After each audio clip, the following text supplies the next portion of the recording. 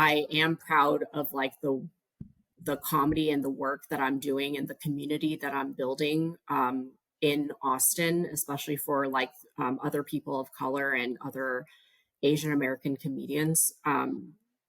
So I would say like I do think that I am proud of myself, but I think that there is still work to be done.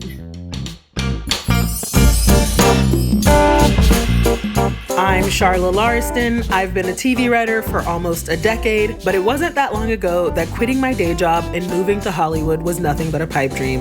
After lots of failures, many mistakes, and many lessons learned, I've now written for 7 TV shows, 2 features, and sold 3 TV pilots. I've done all this through imposter syndrome, burnout, and with zero roadmap. On the Working Writer podcast, I pull back the curtain on breaking in and teach screenwriters and creatives how to thrive both personally and professionally. Without further ado, let's get to work.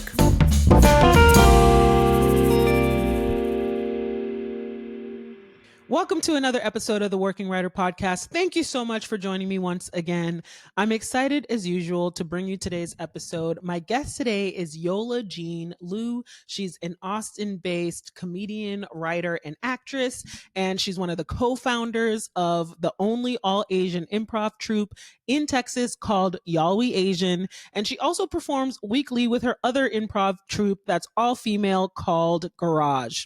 She's recently finished post-production on her short film Patsy, and she's working on a one-woman show called Help My Vagina Is Trying to Kill Me. Now, one of the reasons that I love this episode so much with Yola is because she's just so open and honest about working with shame, about working with the fear of not making your parents proud, all of these things that we as creatives deal with. And she talks about the pain that she's gone through in her life and how she's really tried to put that in her creativity and in her work. And I'm someone who really thinks that creativity and artistry is not just about getting us somewhere, but also about working through some pain. Creativity is a really wonderful tool for working through our emotions and healing trauma and healing pain.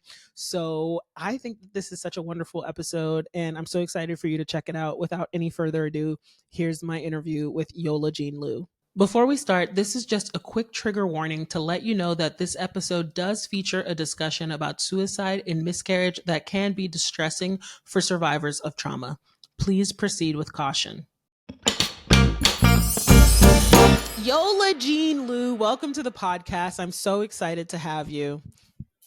Thank you so much. I am so excited to be here. I actually am a very big fan of you. I actually did not know this because when I got your email, I was like, this name sounds so familiar. And it was because I Googled you probably in 2017 when I was like looking for other web series made by other like people of color, women of color. And I had actually watched your entire web series before. And so that's how I actually know you. Get out. That is so cool. What a full circle moment. That is so cute. I know. So when I've been actually so nervous about this like interview all day. That is so funny. That is so funny. And seriously, you're not the only person who has said that like they get nervous about I think it's just any podcast. I don't know if it's this podcast in particular, but I always find it so funny because I'm like, for what? It's like, it's me. It's like, what are we going to do? That is so nice. Yeah, you're like a real legit TV writer. And when I was like Googling you, I was just like, am I supposed to be on this podcast? Oh my God, that is so funny. So are you originally from Austin? No, I'm originally from Seattle. I started doing comedy in Seattle in like 2012 or something. Yeah. Oh, wow. So what are you doing in Austin? What brought you to Austin? So I originally went to Houston first to do a coding boot camp because I was very broke at my last job. And I was just like, I heard developers make a lot of money. And then so I signed up for this like coding boot camp that was in Houston. And then I didn't realize how bad I had seasonal depression when I was in Seattle. And then so I was just like, wow, this feels so nice here. But back at that time, there wasn't much of a comedy scene. There wasn't like a huge comedy scene in Houston at the time. There was just like the improv, I think, and a few little open mics here and there. So I kind of just like ended up thinking like Austin's probably going to have like a bigger comedy scene. So I just like took a Greyhound and I just went. And then I was like, I really like it here. And I got my car shipped down and just like all of that. And then that's kind of how I ended up in Austin. And I've been in Austin now for about 10 years. Jesus Christ. What a wonderful reason to move somewhere. The weather is nicer. Yes, It's exactly. That's why, because I've always like dreamed of moving to New York City. And I like wanted to move there since I was in college, even before doing comedy. And then I've like gone to visit and I'm just like, this like is too cold for me. I don't know if I could handle public transportation like this. And like, I want my own car and stuff, but I'm also terrified of driving in New York. And then, so that's why I just like settled in on Austin. So. And you know what? Austin is such a cool city. I was just there. Yeah, Yes. And we were supposed to meet in person. Thank you so much for being so nice about me switching it up. of course. No worries. It's just such a community oriented city. It just feels like there's always hangs outside, even though it's like suburban kind of, but like yet seems to be, it has a very New York spirit, if that makes sense. Oh, okay. That's good yeah, I guess I could definitely see that. And I definitely really like, I think it's like growing, like after during the pandemic, the comedy scene kind of boomed. And Wait, so during the pandemic? during the pandemic, because like we had like the Creek and the Cave move in here. And then Wow. we had like Sunset Strip open up. We had, Comedy Mothership also open up kind of around that time. And it was just like before there was only like really one comedy club, which was like the Velveeta Room downtown on like 6th Street. And then now there's like a ton of comedy clubs just like in that vicinity. There's like, you could go to like 4 or 5 comedy clubs, like down, you could just walk to them now. Damn. And yeah, so it just like people are calling it like, I think there was like an article that came out saying that Austin's like the new like third coast of comedy and stuff. And people are like coming here because like a lot of other like big name comedians are starting to move here and everything. So it's like really starting to like be on the map, I guess. Yeah. So how does it feel as someone who's been there for 10 years, doing comedy, to like be there while it's starting to have this kind of renaissance? Yeah, I mean, it feels really cool. I will say that sometimes it feels like there is like 2 comedy scenes. Like there's like the older scene and then there's like this newer scene. And to be honest, like I haven't really like jumped into the newer scene too much yet, just because like I have been like focusing on some other projects and more like filmmaking recently. So I haven't like been grinding as hard in stand up as I could be doing right now. But it definitely, I mean, I feel like our comedy scene like doubled or tripled in numbers in terms of like the amount of stand up comedians like moving here. And it feels like I do feel like because I'm not like jumping into this new scene so far, it does sometimes feel like I'm being like left behind a little bit. Yeah, just because I haven't like shown my face in a lot of like the new clubs and like getting into like some of these new clubs and everything. And but it's like it's kind of refreshing to see that there's like so many people coming here and being able to like actually like make it here too, because of some of the other comedy clubs like opening up and like having these like opportunities for people. And I mean, we have like Kill Tony here, for example, and that has been like shooting people up, like at least their Instagram follower Kill count. Tony? Kill Tony is like a 1 minute like podcast or something. Like it's like like comedians go up and do 1 minute, and then there's like a panel of comedians that roast that set and everything. And then it gets like put on YouTube or online, and there's like you get like hundreds of thousands of views with some of these. And there's been people who've like been able to like buy houses and like not like be headlining throughout the country now and stuff like that, because like they're now like a regular on Kill Tony, or it like launched their careers and now they could like do a bunch of stuff. So I feel like there's like, and then with like, for example, like the Comedy Mothership, which is like Joe Rogan's new club, he brings like a bunch of like big names here, and then like local comics get to like open for them and everything, and then it's like building that like network and stuff. So I do think it's like, as hard as it is sometimes, like watching like the comedy scene grow and like sometimes like not feeling like you're on that train, like I do feel like it's better for everybody and it gives more opportunities for people to be seen here. Interesting. Yeah. From my understanding, you're more of an improviser, not really a stand-up. I've actually, I would say I'm maybe more of us. I guess it's like very 50-50, like what I do now, but I did start as a stand-up, and then I actually started doing improv about like 7 years ago. But yeah, I will say like I co-founded a group called Yola Jean here in Austin. And it's like one of the only Asian improv troupes in Texas, I believe. And so that was like pretty cool to do, because like we've really grown a bunch, like creating this troupe and like just performing at different festivals, and just like having a monthly show that sells out every time. And it's like, it's nice because it fulfills this like need of like other Asians like wanting to see themselves on stage, or just like not being made fun of from like other white people doing comedy sometimes.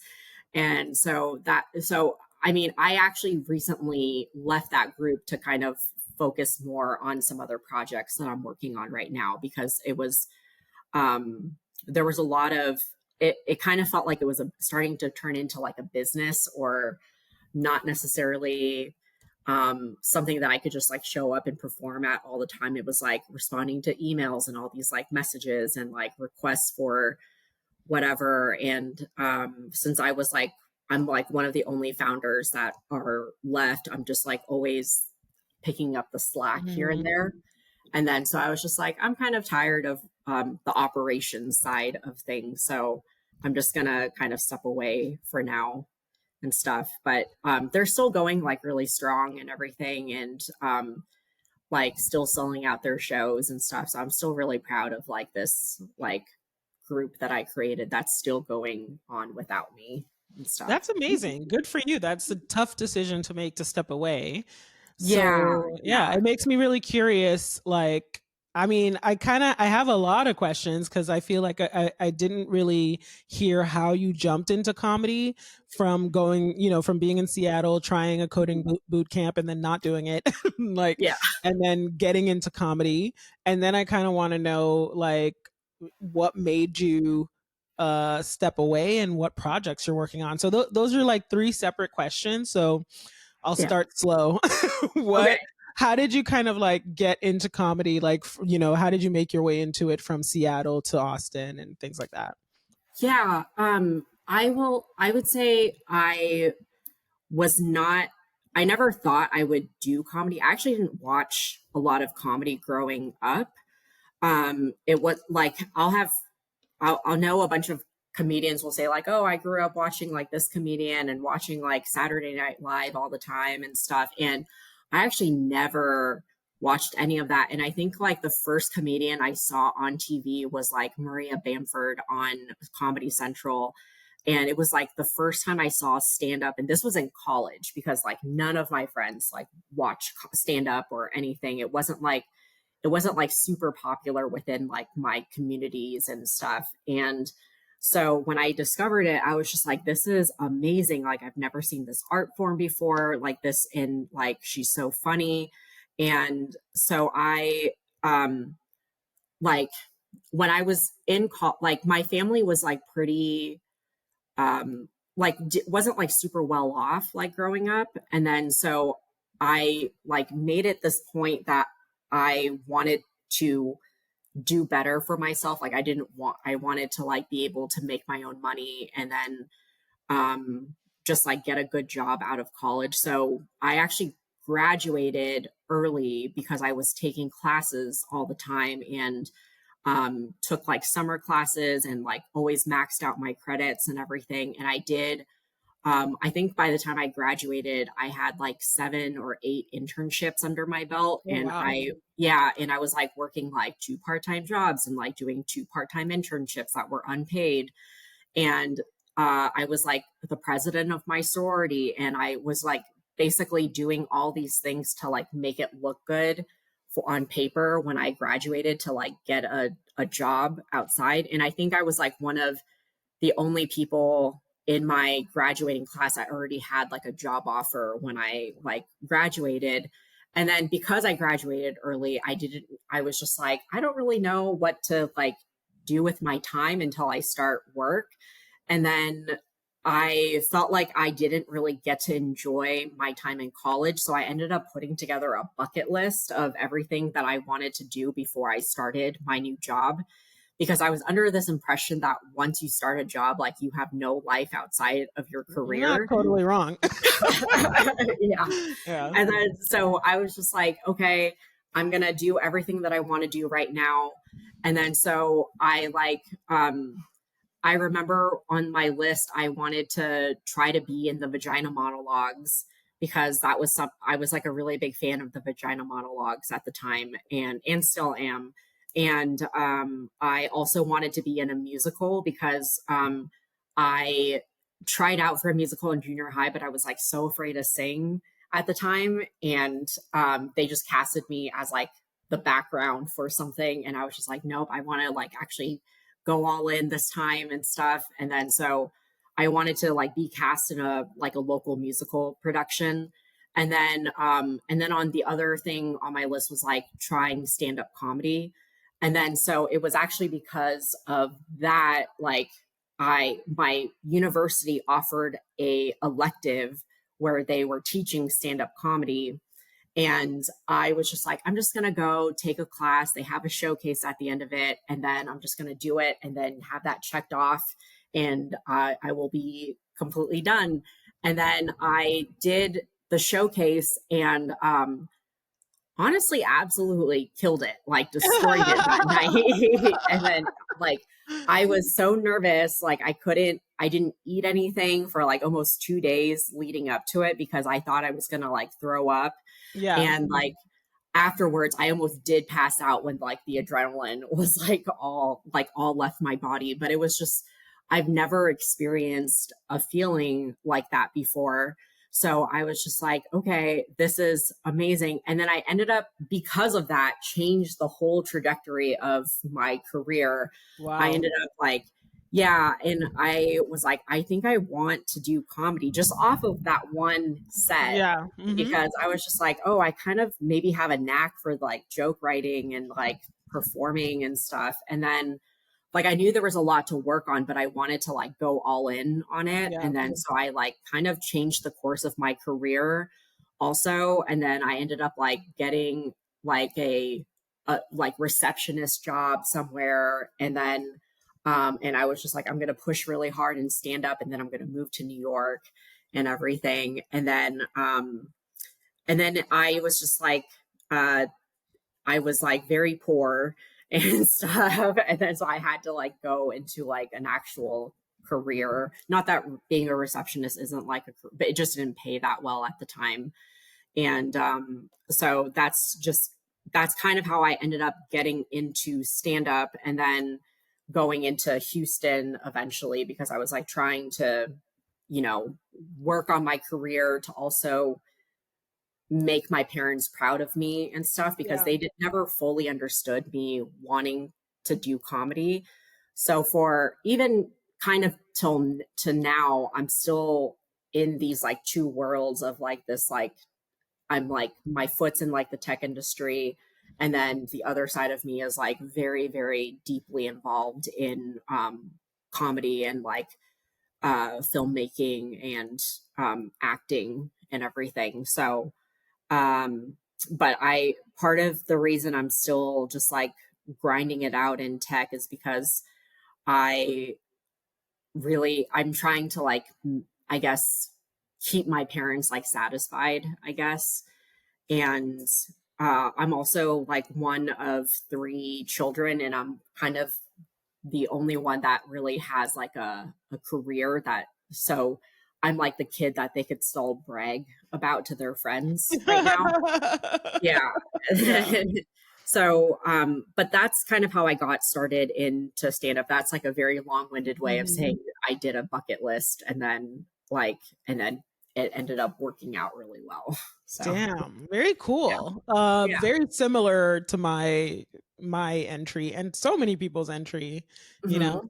But I hope that one of the biggest things that was scary, I mean, what I was going to say was I hope that you at some point are able to do it not for your parents, Yeah. even if that is in the back Uh-huh. of your head, because I don't know about you, but I know that making my parents proud was such a big part of it for me when I was starting. And there were so many points where it was kind of a hindrance because it was like not just about making my parents proud, but also not disappointing them, not embarrassing them.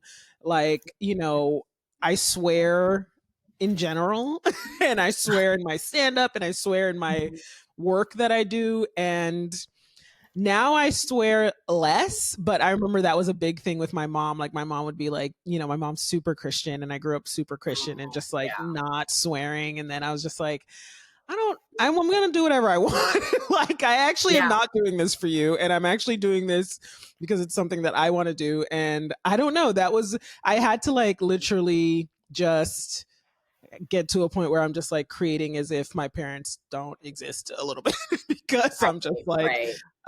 I'm really like tempering what I say and what I do because of Mhm. them. And I have come around. I've come to the point where I want to make things a little bit cleaner, but only because I feel like when I reflect back on my work and when I look at my work now, I'm like, oh, I didn't really need to swear there.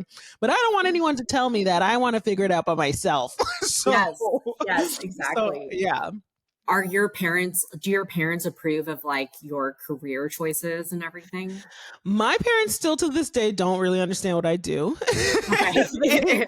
I think unless I become an Issa Rae or like unless I literally like am on like Netflix or like unless I'm like on TV, like I don't think they get it still. And I've been doing it Yeah. for a while and they don't really get it. So I just feel like they don't have to get it. I've come to the point where they don't have to get it. And I do want to make them proud. And I think they are very proud of me because I think they do kind of understand now what I do. But they Mhm. also know that sometimes, that I don't work all year sometimes, or Yeah. like, I mean, that I don't work a full year or that like my jobs end. And then like every time my job ends, my mom is very nervous about like, where's your next job? And it's like, she's not wrong about that. Like Right. she was Yeah. really worried about my health insurance for a long time. Again, she's not wrong about that. And these are legitimate worries that you have for your kid and wanting them to have a Yeah. level of stability. But I just think that I kind of let go of that, like, oh, she's gonna like understand that, like, I'm like pitching jokes. Right. Right. Like It's so does not get cool, it. by the way. Yeah. It's a very cool, fun job, but I'm just like, yeah, I definitely think I've needed it less and less for my parents to understand. But again, a very relatable understand. Like I totally understand the desire Yeah. and need. Yeah. Yeah. My parents like don't like, especially improv, they just don't understand I what don't know. improv is. And I actually watched there's this Netflix show called The Brother's Son, which like stars like Michelle Yeoh in Mhm. it also. And the kid, like one of the main characters in there does improv, and that's like he's like this he's like this Asian American kid that like is in love with improv. And when I was watching it with my dad, and then they showed him like on stage like doing improv, and I was like, I turned to my dad, I was like, that's what I do, that's that thing. And it was like it was still like stupid, and he was like, oh, okay, and then he like still didn't really get it, but it was like, because now it's like worth, he's like, that's what you do. Right, exactly. And it was like, because it wasn't like a great scene or anything, but it was just like, but it was nice to like show him that like, hey, there's this other Asian kid that is like doing this improv thing that I also do and stuff. But yeah, otherwise, like they really like they understand what like me doing stand up is now and stuff like that. Like they keep calling it like, oh, you're like a talk show host or something, and I'm just like, not really, but but I'm just like, okay, if that's what you think of it as, sure. And then but like with like the rise of some other like Joe Wong is like another Asian comedian that like does stand up in Chinese also. Oh, okay. Yeah, and then so I actually was able to meet him recently, and then I like made sure to take a picture with him so I could like show my mom, because she actually will send me videos of him and be like, this guy's really funny.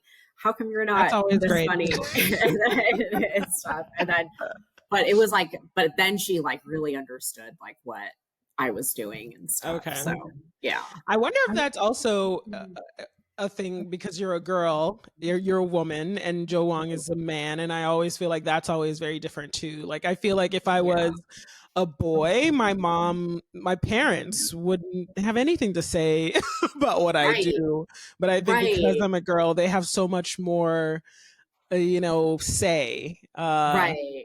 Right. Yeah. Do you have any like male siblings or anything? So I have one male sibling. He's 12. He's like 12 or 13. There's a huge gap in my family. Like, so I'm one of 7. Oh, wow. And yeah, so like the first 3 of us, I call us the originals. And then there's like a 12-year gap between like my 32 or 33-year-old sister and then like my 21-year-old little sister. So like there's like a 12-year gap between the originals and the new kids on the block. And so there's a 20-year-old, 16-year-old, a 13-year-old brother. I think he's 12 or 13. I don't know who they are. Yeah. They're little. And I was in college really by the time like my little sister Gabby kind of was coming of age. Like I was already out of the house, and then the last one is Grace. She's like, I think she's 9 or 10. I sound awful. Like I sound like I don't know anything, but no, I literally haven't lived at home for so long. Like I think I haven't lived at home for like, I don't even know, almost 20 years. Like, I think it's almost been like 20 years. I moved out for college. I moved out at 18 and I never lived at home again. So, man, and if you wrote a show about your family, I would watch it. Like that's so I have had ideas. And I think it would be a multicam sitcom, because I can't imagine it being any other way, because it's just so goofy. It's so goofy. But yes, I have had ideas about that. But anyway, let's take a quick break. And when we come back, I want to talk to you more about your new projects. Okay, sounds great. Are you ready to join hundreds of writers and creatives learning how to take their lives and careers to the next level with the Working Writer newsletter? Then go to theworkingwriter.com/join and sign up to get the Working Writer newsletter straight to your inbox. And now, on to the show. So what are the new projects? What are you working on that, was taking you away from the group that you started and all these other things that you're doing? Yeah. So my most, so I kind of have 2 projects that I'm working on right now. One is my short film, Patsy, that I created. I filmed last year and it just finished about November of last year. So we're like submitting it to festivals right now. I'm trying to figure out what to do with it, because this is actually my first short film that I've ever made. And thank you. It was like, it was such a fun time making it, but it was also so expensive. And, but it was probably one of the best experiences of my life. Like also learning the whole process of like doing these like test screenings, and then like the whole post-production side of things. It was my first time ever like basically producing like a short film like this.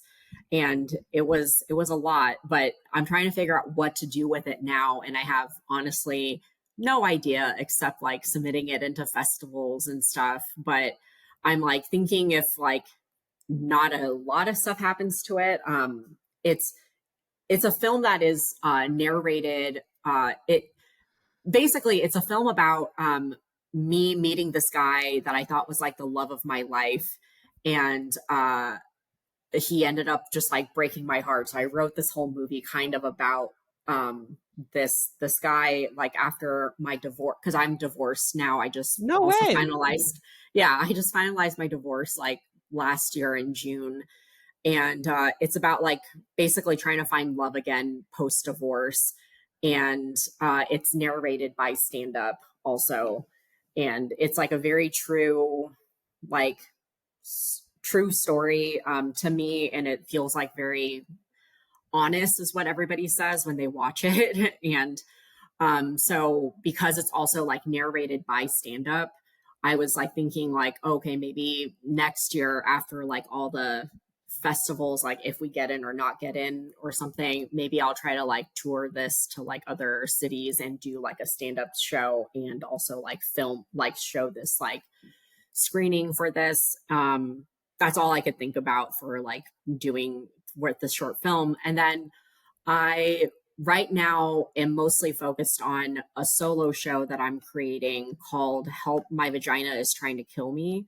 And it's Very like funny title.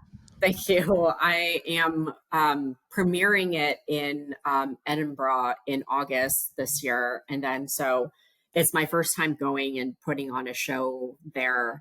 And I'm kind of a little nervous about it just because it's going to be like I'm doing 24 shows in like 25 days basically It's for going to be like, a marathon. yeah, yeah. And I'm Yeah. doing like 50 minutes every single night. And I'm just like, Whoa. yeah. And then so I'm just like, can I do this? Like, do I have like the stamina to like do something like this, like for 24 shows? And then, so I've been like rehearsing with a director, like twice a week right now for like a few hours. And then, but she like wants me completely off book just because she doesn't want me to like deviate or do, anything off the script. So it's like trying to memorize all of these like lines, even though I wrote them, it's still a Yeah. lot. Yeah. It's still like a lot of work. So like, for example, like I'm doing a preview show, like a workshopping show in April. And then I'm doing a run in July here in Austin before I get set to go to Scotland. And so that's been taking up a lot of my time. And like Help My Vagina Is Trying to Kill Me is basically about me talking openly about like all the issues that I've been like encountering with my vagina, but also like coming to terms with like certain things. One of like the topics that I mainly talk about is herpes, because I got herpes like 10 years ago, and I've always been like very like felt a lot of shame around it, and uh, felt like there was a part of me that really felt like it ruined my life in a way, my love life and everything. And it talks about like me like trying to kill myself after getting this diagnosis. And No way. yeah, it's actually very common. There's like another comedian who talked about it, how she like had to call the suicide hotline and everything when she like first found out about it. And it's like I think like a lot of people feel that because they really feel like their lives are over. Really, Like for at least their love. herpes? I guess in my mind, I didn't understand it to be such a It's actually not. life-ending. Yeah, Yeah. I think it's just mostly the stigma around it Mhm. because it's really like not bad. And I think that's why like nobody's like rushing to try to make a cure for it and Yeah. everything, because it's like it's really just like you get a bump or two sometimes, and you're really only like contagious, like if you're having an outbreak. So if you're like communicative about like your symptoms to like your partners and stuff, it's totally fine. But it's just like there's still such a stigma around it. Like it's like very 50-50, like when I'm like dating to like tell other partners about it, where they accept it or they don't. And like I was in a relationship for like, and I was married for like 8 years. And then so I never had to like really go through that whole process again. But then when I did break up with my ex-husband, it was like having to now like do this whole disclosing thing again. And it was like, it's very like painful. Like sometimes I still like cry, like getting rejected. It like happens a lot less now and stuff, especially when it's like with somebody that I really like and they like reject you after like telling them and stuff. But that's kind of what it's about. And then I also like had a miscarriage during my marriage with my ex-husband. And that was also a very hard time in my life because like I had the miscarriage after my first trimester. And then usually it's after the first trimester, people like announce their pregnancy. Yeah. And it was actually the day that we were going to announce the pregnancy. No. Yeah, that I like had the miscarriage like the morning of, and then so I like nobody knew I was pregnant and like what I was going through. And then I didn't want to be like, oh, I just had a miscarriage and this is why I'm so depressed and so sad, and like also feeling a lot of shame about it too and stuff. And then so kind of like talking about that. And then most recently I found out I also have HPV and basically had to was like having stage I forget what it's called, but they found like precancerous cells like on my cervix and everything. And then so they had to like do a procedure to like remove it. And I think it was literally when I found out I had HPV, I was just like, man, what is wrong with my vagina? Yeah. And then that was actually where I got the inspiration to like write about like these experiences. But it's like, it's a very like deeply personal solo show that I am doing, that I also hope like maybe like sheds more of a light on like women's health, and also just like subjects that we don't always like talk about and stuff. And I also hope that like people who are struggling with some of this stuff could find like this as like a little light of guidance or something, that it's not the end of the world like I thought it was at the time. Because seeing that other comedian like talk about it on stage, she like literally recorded her jokes about like coming out about like having herpes on a Comedy Central set. And it was like really empowering to see. And I was just like, oh, okay. Like, and it helped me so much to like not feel so alone at everything. And then so that's, you know, one of the things that I like ended up writing my show about. And yeah, it's just like a very deeply personal solo show that I hope does okay at the Fringe Festival. Like I know people are probably gonna write about it there and stuff, and so I'm just like, I hope people think it's like good, because it's supposed to be a dark comedy that I like. I sprinkle jokes throughout into it. It's like storytelling and stand up kind of mixed together. So I hope people find it funny and stuff. But yeah. Damn, Yola. Yeah, I'm sorry. This was a lot. Damn, Yola, you've been through it. You have been through it. Holy shit. You know? Yeah. And comedy has definitely helped and to like do some of this. And it was like, because I didn't talk about like, for example, like my miscarriage for like probably a few years Yeah. after having it. And then it wasn't until I started talking about it that like other women would like come up to me and be like, oh, I also had one too. And like talking to me about like how painful it was. And then because like I think that's like something like people don't even like I didn't really understand what like a miscarriage was at the time. I thought it was just like you just get your period or something and you're just like, oh, I guess I'm not pregnant anymore. But it's like you're actually, at least for some people, you're like having cramps and like going through like birth or Labor. something. Yeah. Labor, yeah. Yeah. And then it was just like it was probably one of like the most like traumatizing Yeah. experiences I've ever had. And like nobody tells you about like Yeah. how awful it is and stuff, like because like nobody really talks about it. Yeah. And so like I guess I wanted to like try to make it less like taboo to talk about and Yeah. stuff. Yeah, because like I because for a while I like with the miscarriage, like I was feeling like nobody posts about it publicly on like social media or anything. They just post about like their birth announcements and pregnancy announcements and everything like that. And I was just like, I felt really bitter for like a little bit after that because I was just like, oh, this doesn't seem fair. And I remember like muting a bunch of people that like said, announced that they were pregnant and stuff like that, just because I just like couldn't follow their journeys and stuff.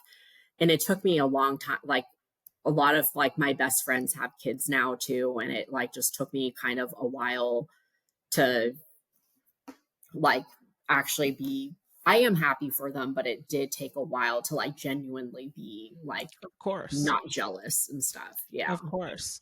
Yeah. I, I have so many thoughts. First I want to say I'm deeply, deeply, deeply sorry about your miscarriage. I'm so sorry It's that that okay. happened. You Yeah. know, especially, I mean, it's sad at any point, but after the first trimester, that like, I feel like that is really shocking and like really, Right. you know, like, especially if you don't know anything about miscarriage for it to happen so late in the game. But again, I also don't know. So like, I don't know if it's like normal to happen at that point or anything, but it just sounds Yeah. really awful. Yeah. Yeah, yeah. And I think it was also like the worst part about it was like I did go to the ER and everything, and it kind of felt like they were not listening to I was like, something's wrong, and they were like, no, you're fine and everything. And then so it was like that night that I like had the miscarriage, and it just feels like people don't listen Yeah. when you like tell them something is wrong. But I guess like even if something was wrong, like it's not like there was anything honestly they could like do at that I point guess. either. I But, guess. But there's just but been so many stories. Like even Serena Williams talked about her birth experience. Luckily the baby was full term, but like it's just like they really don't listen to you no matter what who you are. right, It's really right, devastating, you know? yeah, Um especially to yeah, be I feel like to be a woman of color in the health system in the US and then to like mhm, be dismissed in those ways and pregnant and you're like, you know, like yes, there's a life that inside of you that you're trying to care for and you know yeah, to not yeah. be listened to. It's a devastating traumatizing experience. Yeah. I think like from what I've like read in statistics, like Black women also have it the Yes. worst Yes. out of everybody. And then it's like, and then now they're also trying to criminalize miscarriages too. I Yes. don't know if you Yes. like read about that, You know, but it's not anyway, great, it's not right, wonderful, it's absolutely horrifying, right, but here's my thing, you know, so listening to you, I'm just like thinking while you're talking, like, wow, you're so honest and you have so I don't know if you've overcome shame because you certainly sound like you have overcome shame.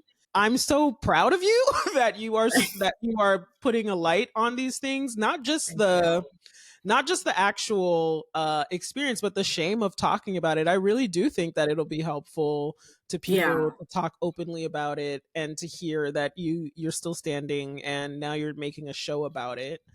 right, Yeah. right. Yeah, yeah. I definitely hope it's helpful. It was like it, there. I mean, there was like a lot of therapy that had to like go into it and stuff just to like feel okay about talking about it. Like I still like kind of like cheer up even like going through my script, which is why I think it's like been so hard for me to go through my script, because it's such a hard, like some of the topics are so hard to talk about and stuff. And then because there was so much like self-blame that happened after the miscarriage. And then like my husband had completely changed after the miscarriage. Like he went down this like deep depression and everything, because it was always his like dream to be a father and stuff. And then it was just, we didn't talk about it for like for months, until my therapist was like, you guys should talk about it. Like you should mention that you're both hurting and stuff. And it wasn't until actually like going up to my husband and being like, I am like still hurt about this miscarriage too, that he like was like, so am I. And then we just like both like cried and like started like actually healing together. But it was just like we both just kind of shoved it down and didn't like think about it. And I was like finding myself just like breaking down and crying like random places and stuff, because I never like processed it. And it like I mean, even I think I like really only started to process it like last year, even though this happened in like 2019. And then I like talked to my therapist about it, and I was just like, yeah, I've like never, like I still have the dress with all the blood on it and everything. And I just like never tossed it. And it was just like, she was like, you should burn that and like have it be almost like, or bury it or something, and have it be almost like this closure and stuff. And because I never like really brought it up with like therapists and stuff before either.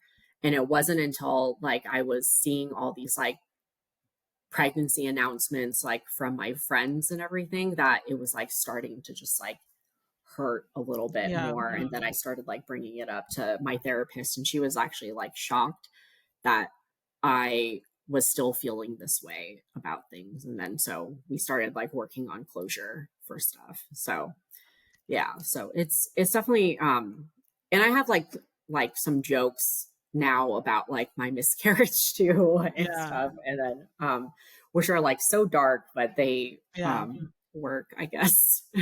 Yeah.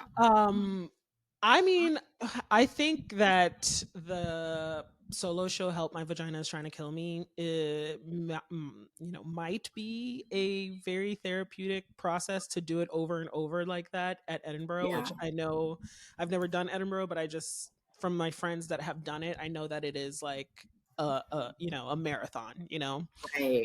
but I also know that you come out the other end a different performer, a different kind of performer. Yes, because you've had to do it over and over, and you've had to, you can't help but get good, and the show can't help but change because of the amount of repetition. And I don't think that means that every single night will be amazing, but I definitely think that like no matter what the experience will be valuable to you. And I also think, aside from it being something that other people will like review and like, even though it's deeply personal to you, I think aside from that, it can be just a very therapeutic experience because it's such a deeply personal show. And I think if you are crying, if you do tear up at any point during the show at all, like instead of trying to, I guess, fight it or control it, like what would the experience be like if you really opened up to that pain? Because I really do think that it is an opportunity to release it if you open up to it and relax into it. Not relax, but like just allow it and accept it, because there is pain there, and it is deeply painful, and it is deeply personal. And I just think that I want to see this show. I want to see the Help My Vagina Is Trying to Kill Me, because I'm just like, holy shit. Like, what jokes are you going to be telling about this, and like if you can make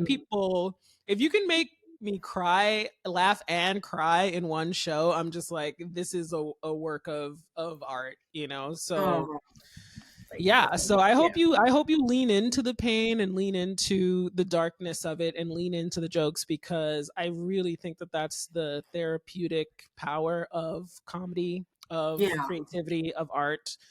Um and ultimately, I think the best things we do are things that we do for us, like for Mhm. yourself, you know, not for Mhm. your parents, not for Yeah. anything, but just because I want to tell this story, you know. Right. Yeah. Right. Yeah. Yeah. So yeah, this is probably because a lot of the work that I do surrounds a lot of is very like vulnerable Yeah. stuff. Even my stand up is kind of like that too. And but I think this is probably one of the most vulnerable pieces of work that I've like made for myself. And um yeah, I am excited to perform, and it is good to hear because I actually have never I don't know anybody who's done the full run at Edinburgh before and stuff. So I haven't like asked like, oh, how, because like people, because you could do like a week or 2 weeks or Yeah. something. Hmm. And I've only like known people who've done it for Yeah. like a few weeks and stuff like that, and not the whole run. So I'm just like, so it is nice to know that I'm gonna maybe change as a performer after her and I mean, stuff. you're gonna change one way or another. I don't know about it Right. as a performer, Yeah, but like, I mean, that's true. after, I think the whole experience in general of like Yeah. going to a country that you probably haven't gone to before, Yeah. being around so many other performers, like, you know, putting on your show 24 nights in a row, you know what I mean, or Right. whatever. Yeah. And I think that experience has there's no, it can't help but change you, you know. Yeah. I'm really uh you know, taken aback by your honesty and your straightforwardness, and I'm kind of wondering like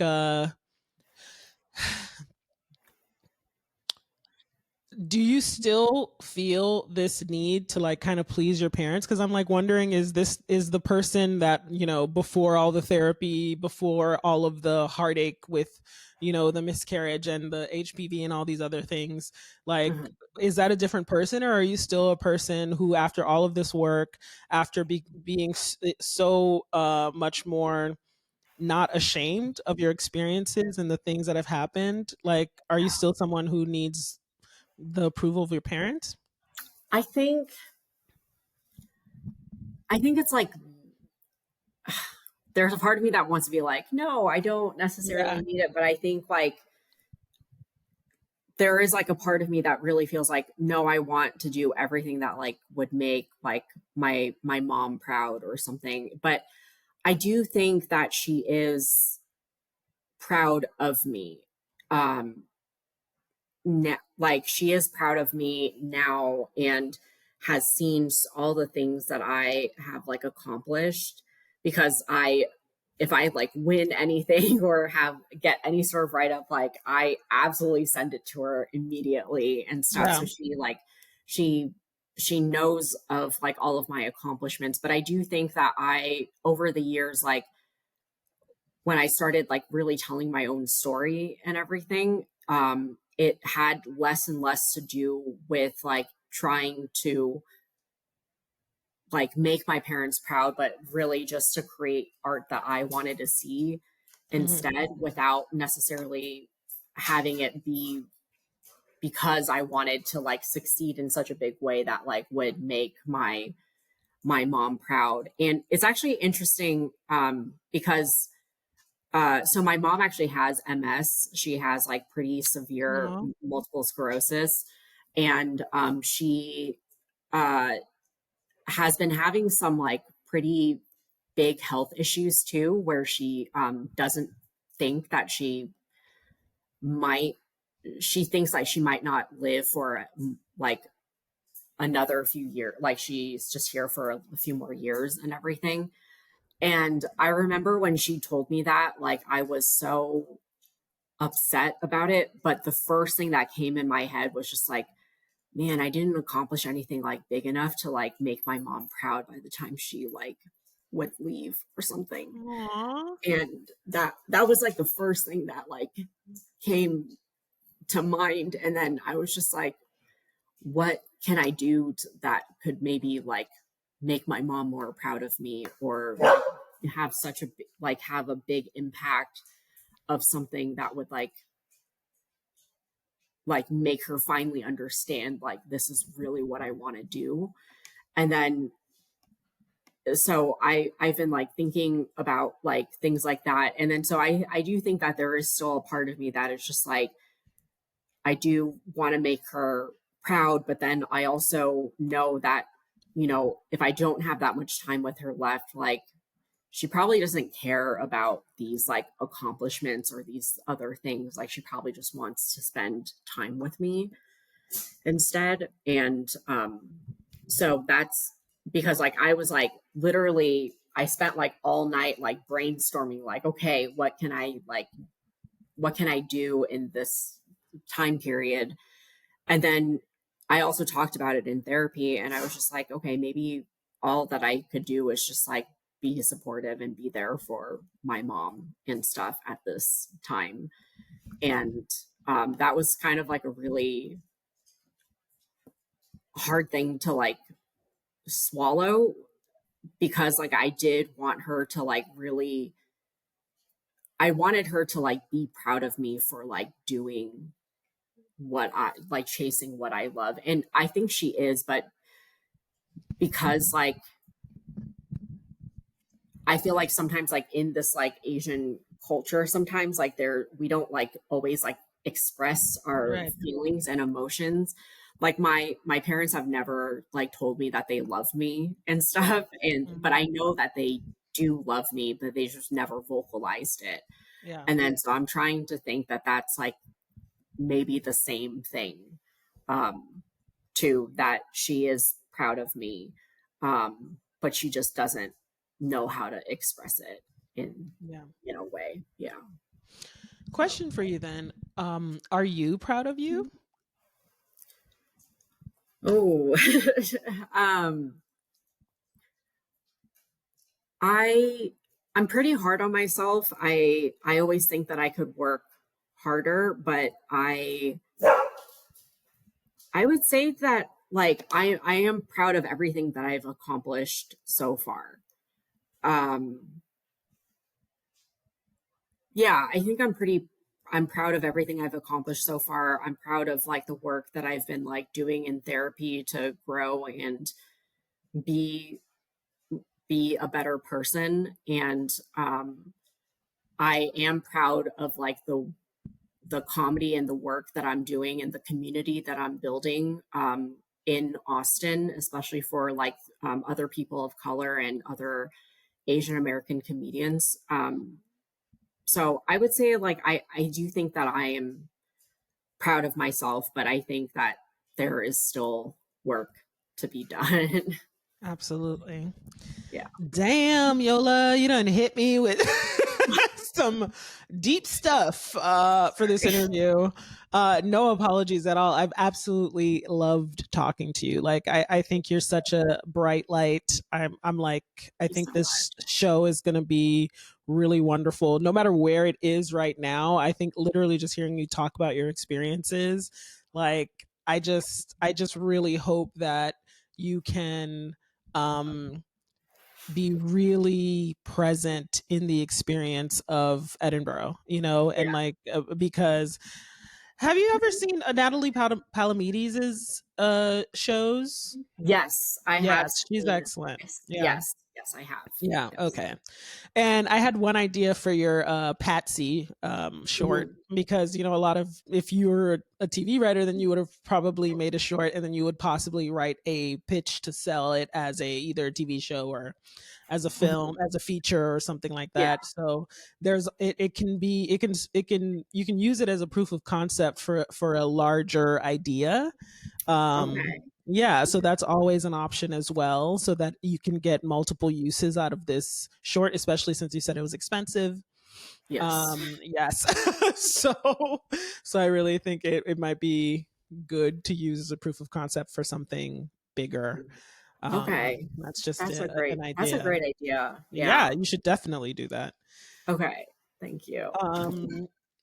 Do you have anything else to share with the writing creative community?